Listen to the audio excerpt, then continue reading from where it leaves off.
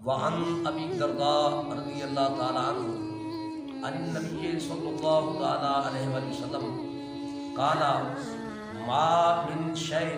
اثقل فی المیزان حسن الخلق۔ یہ حدیث پاک حضرت سیدنا ابی الدرداء رضی اللہ تعالی عنہ آپ اس کو روایت کرتے ہیں، فرماتے ہیں عن النبی صلی اللہ تعالی علیہ وآلہ وسلم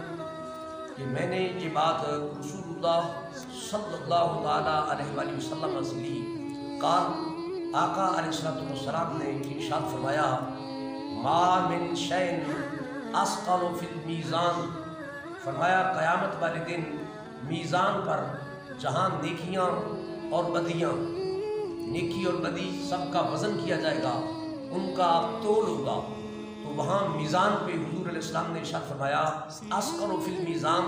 جو میزان پر ترازو پر سب سے زیادہ ثقیل ہوگا، جو عمل سب سے زیادہ بھاری ہوگا، وہ کیا ہے؟ فرمایا من حسن الخلق، وہ حسن اخلاق ہے۔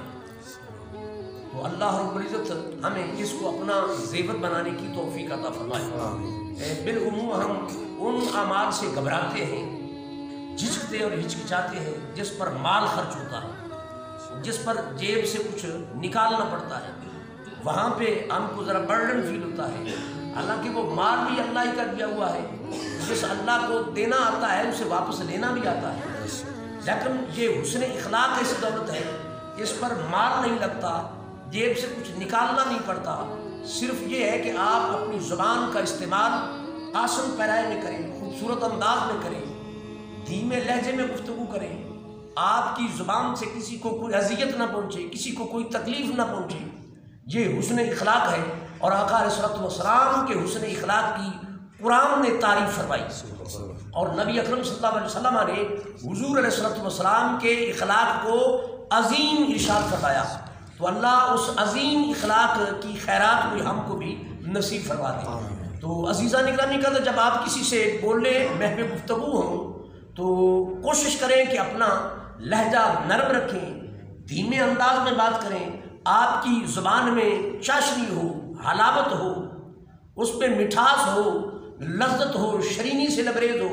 تو آپ کی بات زیادہ افیکٹو ہوگی، سامعین پر یا سننے والے یا جسے آپ سمجھانا چاہتے ہیں اس پر زیادہ آپ کی بات اثر انداز ہوگی۔ تو اللہ اسی طریقہ کار کو لے کر چلتے رہنے کی توفیق عطا فرمائے۔ اور اگر کوئی آپ کے ساتھ ترش لہجے میں بات کرتا ہے، بالعموم ہماری سوسائٹی کا یہ کلچر ہے، کوئی بندہ جب بڑا بن کے دکھانا چاہتا ہے تو وہ ترش لہجے میں بات کرتا ہے، تو آپ سے کوئی جب کوئی ترشی کا انداز، تلخی کا انداز اختیار کرے تو آپ کا جواب پھر بھی دھیما ہونا چاہیے، اور آپ کا جواب ناقدانہ نہیں مبلغانہ ہونا چاہیے، یعنی آپ کی گفتگو میں پھر بھی شرینی اور لطافت ہو تو انشاءاللہ العزیز وہ اپنی ترش اور تلخ بات پہ بھی شرمندہ ہوگا، اور آئندہ آپ کی بات کو وہ اپنے لیے مشعل راہ بنائے گا۔ حضرت لقمان حکیم جن کا تذکرہ قرآن کریم میں بھی کیا گیا ہے، آپ کو جب اللہ رب العزت نے خصوصی طور پہ نام عطا کیا تو آپ ایک دن ایک مجلس میں بیٹھے ہوئے وعظ فرما رہے تھے، تو جب آپ وعظ فرما رہے تھے تو سننے والے دیکھ رہے تھے کہ آپ کا وعظ انتہائی مؤثر ہے، اور عوام سراپا گوش ہو کے بیٹھے ہیں، سراپا گوش ہو کے بیٹھے ہوئے ہیں، اور وہ انتہائی توجہ کے ساتھ، انہماک کے ساتھ آپ کی گفتگو سے محظوظ ہو رہے ہیں۔ تو ایک بندہ آپ کے وہاں پرانا جاننے والا بیٹھا ہوا تھا، ظاہر جو پرانے جاننے والے ہوتے ہیں، کسی کا اللہ نام بنا دے اور نام بن جائے تو پرانے اس کو جلدی ہضم نہیں کرتے اور برداشت نہیں کرتے، تو وہ آپ کا کوئی پرانا جاننے والا بیٹھا تھا، اس نے جب دیکھا کہ آپ کی بات بڑی مؤثر ثابت ہو رہی ہے اور لوگ کان لگا کے سن رہے ہیں، ہم تنگ گوش ہیں، تو اس کے اندر سے حسد کی آگ نکلی اور اس نے اس کا اظہار یوں کیا۔ کہا جاتا ہے کہ حضرت لقمان حکیم کی رنگت جو تھی نا وہ قدرے سیاہ تھی، سیاہی میل تھی، تو وہ اس نے نا وہ جو پرانا جاننے والا تھا اصل میں اندر اس کی حسد کی آگ جل رہی تھی، تو اس نے اچانک ایک طرف سے بیٹھے ہوئے طنز کیا، آپ پر طنز کیا کہ اے لقمان بڑا منہ پھاڑ پھاڑ کے باتیں کر رہے ہو، کبھی اپنی تصویر بھی دیکھی ہے؟ یہ اس نے طنز کی، تو آگے سے حکمت و دانائی کا پیکر بیٹھا تھا، انتہائی حلیمی والا بندہ بیٹھا ہوا تھا، آپ طیش میں نہیں آئے، ارتعاش میں نہیں آئے، غضبناک نہیں ہوئے،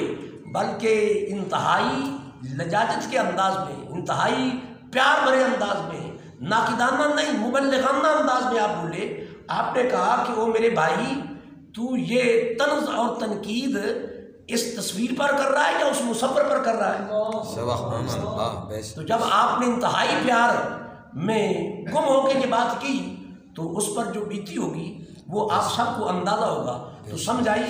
اگر کوئی آپ کے ساتھ ترش اور تلخ لہجے میں بھی بات کرے تو آپ اخلاق کا دامن، حسن خلق کا دامن کبھی نہیں چھوڑیے گا۔ دعا ہے اللہ رب العزت حضور علیہ الصلوۃ والسلام کے حسن اخلاق کی ہم کو بھی زکوٰۃ و خیرات نصیب